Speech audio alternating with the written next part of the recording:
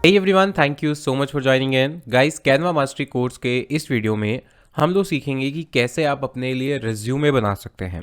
अगर आप एक फ्रेशर हैं या आप जॉब करते हैं तो वैसे दो टाइप के डॉक्यूमेंट होते हैं, रिज्यूमे और सीवी। रिज्यूमे वो लोग बनाते हैं जो फ्रेशर्स हैं, यानी जो पहली जॉब ढूंढ रहे हैं, और सीवी वो लोग बनाते हैं जो ऑलरेडी जॉब कर चुके हैं, जिनके पास थोड़ा एक्सपीरियंस है।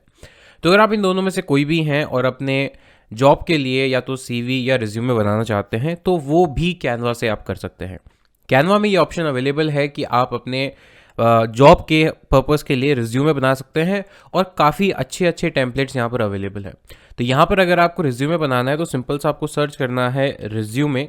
यहाँ पर आप सर्च करेंगे रिज्यूमे और यहाँ पर ये जो रिज्यूमे का टेम्पलेट है इस पर आप क्लिक करेंगे। जैसे आप क्लिक करेंगे तो यहाँ पर आप देखेंगे कि यहाँ पर बहुत सारे रिज्यूमे के टेम्पलेट्स आपको मिलेंगे, प्रोफेशनल, मॉडर्न, सिंपल, हर तरीके के। तो इनको यूज़ करेंगे तो सबसे पहले क्रिएट अ ब्लैंक रिज्यूमे इस पर क्लिक करते हैं, सो दैट हम अपनी कैनवा की एडिटिंग विंडो के अंदर आ जाएं। और यहाँ पर आने के बाद अब सबसे पहले हमें एक टेम्पलेट फाइनल करना है।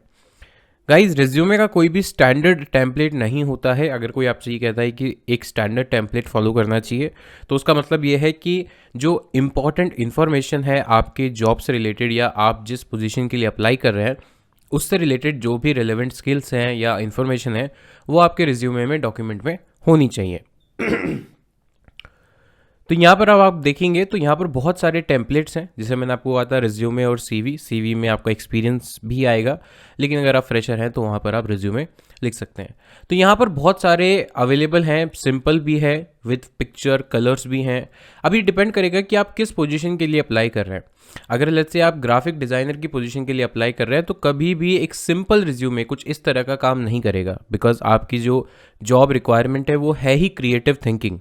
तो वो आपके अगर रिज्यूमे में भी आप दिखाएंगे कि क्रिएटिव आपने अप्रोच यूज़ की है या आपका जो रिज्यूमे है वो अच्छा है, तो एक इम्पैक्ट जो है एचआर पर या रिक्रूटर पर है वो पॉजिटिव पड़ेगा, बिकॉज आप जो पोजीशन के लिए अप्लाई कर रहे हैं वो है ही डिज़ाइनिंग से रिलेटेड। लेकिन अगर आप एक फॉर्मल कोई जैसे मैनेजर टाइप में या फिर एग्जीक्यूटिव टाइप में इस टाइप की जॉब के लिए अप्लाई कर रहे हैं तो आप कोई और टेम्पलेट भी चूज़ कर सकते हैं। मान लेते हैं कि कोई एक टेम्पलेट यहाँ से ले लेते हैं, एक स्टैंडर्ड टेम्पलेट कुछ इस तरह का, ये वाला एक ले लेते हैं समझने के लिए, और ये फ्री भी है। तो इस पर क्लिक करेंगे। क्लिक करते ही यहाँ पर डायरेक्टली ये जो इन्फॉर्मेशन है वो मेरी स्क्रीन पे आ गई है। अब आपको देखिए यहाँ पर थोड़ा मैं जूम इन कर देता हूँ सो दैट, क्योंकि ये डॉक्यूमेंट बड़ा है तो आपको ईजिली समझ में आ जाएगा।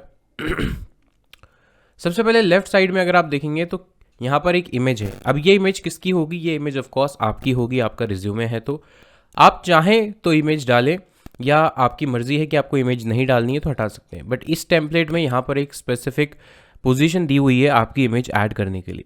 तो अभी बाय डिफ़ॉल्ट यहाँ पर एक कैनवा की स्टॉक इमेज है, तो इसको आप क्लिक करें और यहाँ से डिलीट कर देते हैं और यहाँ पर आप अपनी इमेज डालें। तो इमेज के लिए अभी तो मैं एक जस्ट एक रैंडम इमेज ले रहा हूँ, कोई भी एक पर्सन की इमेज ले रहा हूँ।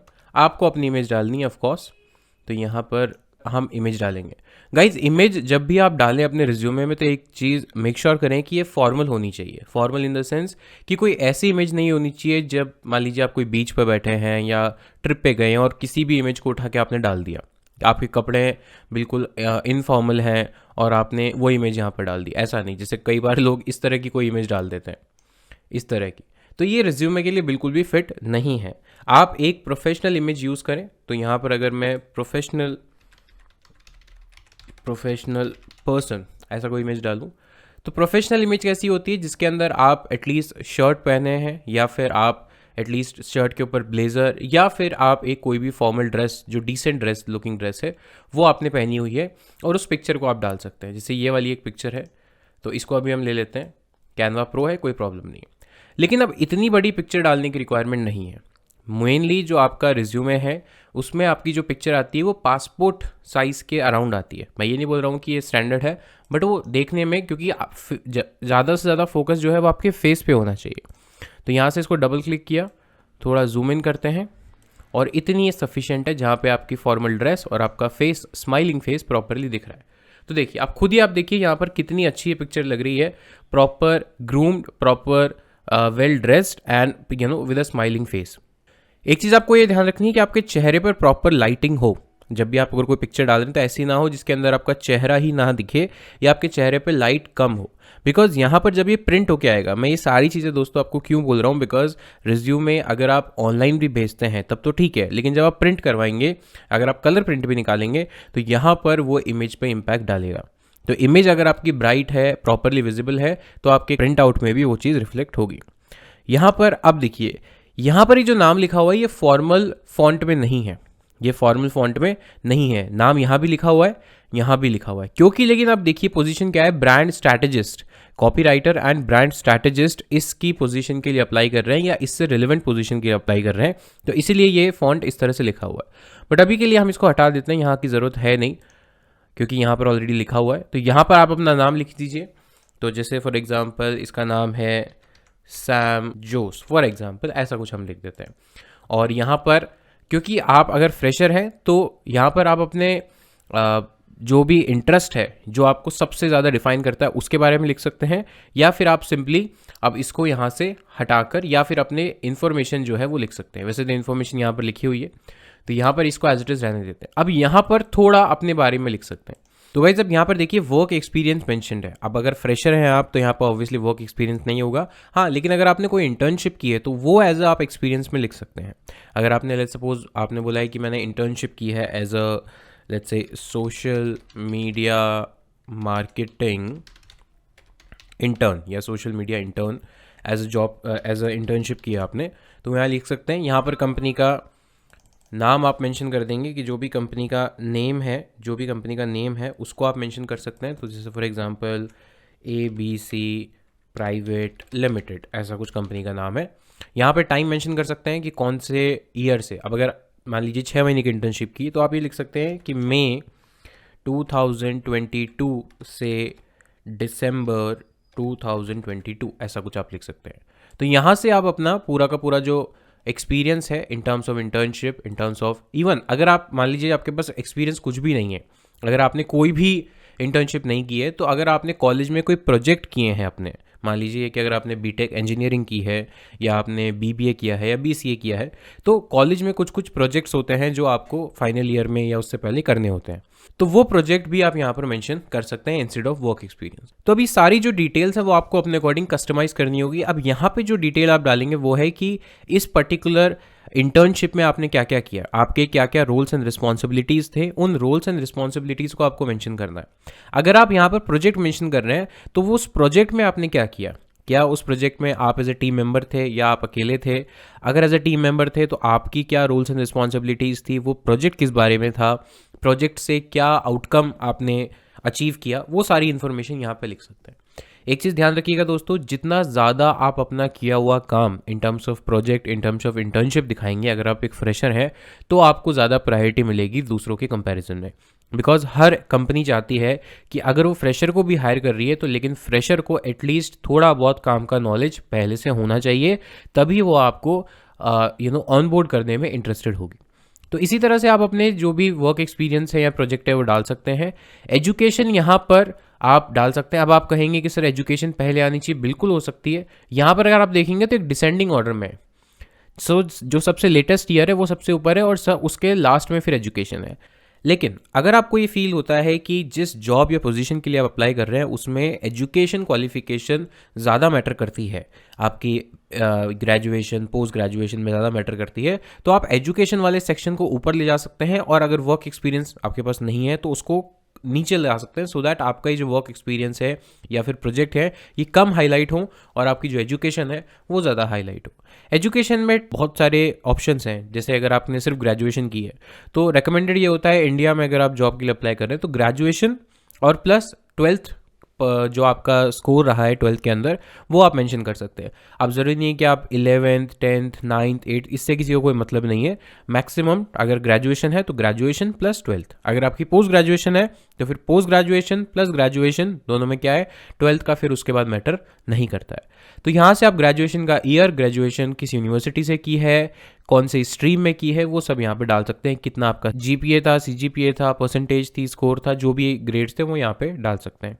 लेफ्ट साइड में आप देखेंगे तो यहाँ पर contact information, guys contact information बहुत इंपॉर्टेंट है, इसमें बिल्कुल भी गलती नहीं करनी है और सही इन्फॉर्मेशन डालनी है। बिकॉज जब आप इंटरव्यू दे के जाते हैं तो ऐसा नहीं है कि मैक्सिमम केसेस में इंटरव्यूअर यही बोलता है कि I will get back to you.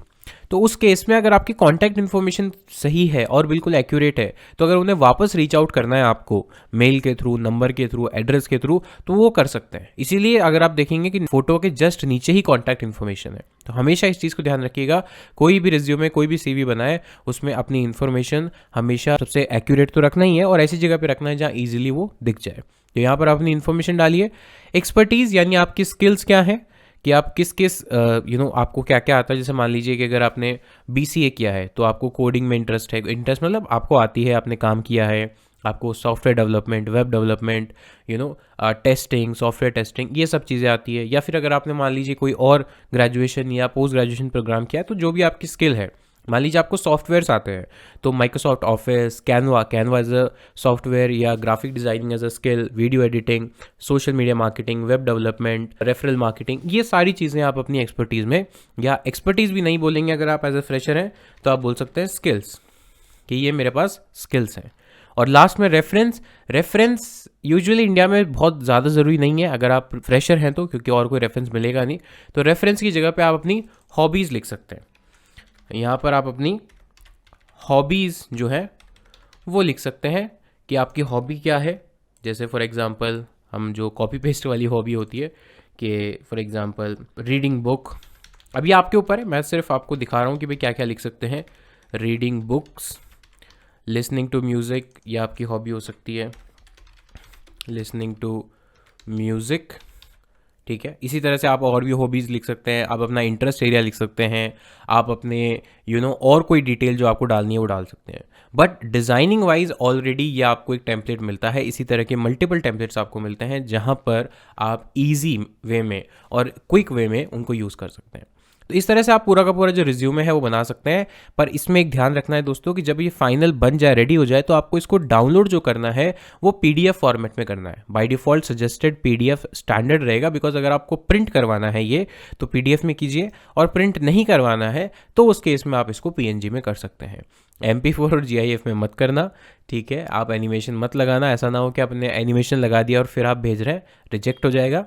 PDF print करवाना है तो, और PNG अगर आपको व्हाट्सएप पे भेजना है या डायरेक्ट भेजना है। हालांकि PDF भी आप मेल में अटैच कर सकते हैं या व्हाट्सएप पे भेज सकते हैं। PDF हमेशा सजेस्टेड होती है डॉक्यूमेंट्स के लिए, तो PDF के साथ जाइए। अगर प्रिंट करवाना है तो देखिए PDF में भी 2 ऑप्शन है, तो अगर मेल करवाना है या प्रिंट करवाना है तो डायरेक्टली ये आप ले जा सकते हैं प्रिंटर के पास शॉप पर और उसको प्रिंट करवा सकते हैं। तो इस तरह से आप अपना रिज्यूमे या CV बना सकते हैं यूजिंग कैनवा। गाइस इस वीडियो के लिए इतना ही, मिलता हूँ आपसे नेक्स्ट वीडियो में, तब तक के लिए take care, thank you so much, have a nice day.